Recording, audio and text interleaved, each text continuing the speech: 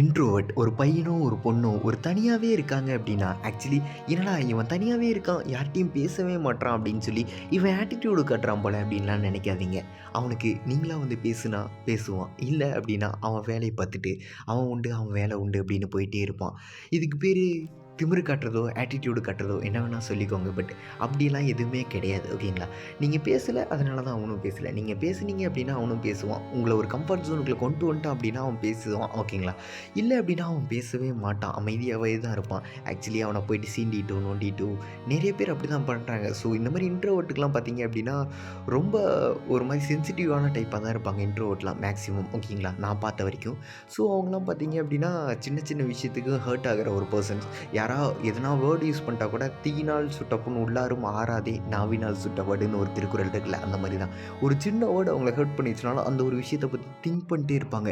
என்னடா இந்த ஒரு பர்சன் போய் நம்மளை இப்படி சொல்லிட்டாங்களா, இப்படி ஹர்ட் பண்ணிட்டாங்களா, இப்படிலாம் நம்ம இருந்திருக்கோமா, இவ்வளோ கேவலமாக நடந்துட்டோமா, அப்படி இப்படின்னு சொல்லி அவ்வளோ ஒரு ஓவர் திங்க் பண்ணுவோம். ஓகேங்களா? அதே மாதிரி இன்ட்ரோவர்ட்டு தான் பார்த்தீங்க அப்படின்னா அதிகமாக ஒரு மாதிரி யோசிக்கிற டைப்பும் கூட. ஓகேங்களா? அவங்க யோசிச்சுக்கிட்டே இருப்பாங்க. ஸோ ஏதோ ஒரு விஷயத்தை யோசித்து நம்ம இப்படியெல்லாம் இது பண்ணிட்டோமா அப்படிங்கிற மாதிரி ஓவர் திங்கராக கூட இருப்பாங்க. ஓகேங்களா? ஸோ அந்த ஒரு பர்சனை நீங்கள் மேபி காயப்படுத்தணும் அப்படின்னு நினைக்காதீங்க, காயப்படுத்தவோ கஷ்டப்படுத்தவோ. ஸோ அவங்களுக்கு உண்மையாக இருந்தீங்க அப்படின்னா கண்டிப்பாக அந்த ஒரு பர்சன் உங்களுக்கு உண்மையாக இருப்பாங்க. ஸோ அவங்க யார் மேலேயாவது அன்பு வச்சுட்டாங்க அப்படின்னா கடைசி வரைக்கும் அவங்க கூட இருக்கணும் அப்படின்னு நினைப்பாங்க. எல்லா சுச்சுவேஷனையும் தாண்டி அவங்க கூட இருக்கணும் அப்படின்னு நினைப்பாங்க. ஸோ என்னதான் இவங்க பேசுறதுக்கு தயங்கினாலும் பிடிச்ச பர்சன் கிட்ட பேசுறதுக்கு தயங்கவே மாட்டாங்க. பிடிச்ச பர்சனுக்காக விட்டு கொடுக்கவோ இறங்கி போகவோ தயங்காத ஒரு பர்சன் நான் இன்ட்ரோவர்ட் தான். நீங்களும் ஒரு இன்ட்ரோவர்ட்டாக இருந்தீங்க அப்படின்னா நான் சொல்ல வர விஷயங்கள்லாம் உங்களுக்கு புரியும் அப்படின்னு நினைக்கிறேன். உங்கள் லைஃப்பில் யாராவது ஒரு பர்சன் அப்படி இருந்தாங்க அப்படின்னா கண்டிப்பாக மிஸ் பண்ணிடாதீங்க. மிஸ் பண்ணிட்டீங்க அப்படின்னா வருத்தப்படுற ஒரு பர்சன் நீங்களாக தான் இருப்பீங்க. அவங்களுக்கு கூட்டத்தை பார்த்தா தான் பயமே தவிர்த்து ஸோ பிடிச்ச பர்சன் கிட்ட பேசுகிறக்கோ மன்னிப்பு கேட்குறக்கோ இதெல்லாம் பயப்படவே மாட்டாங்க. ஆக்சுவலி ஹர்ட் பண்ணாதீங்க. அவங்கள ஹர்ட் பண்ணீங்க அப்படின்னா உடஞ்சி போயிடுவாங்க.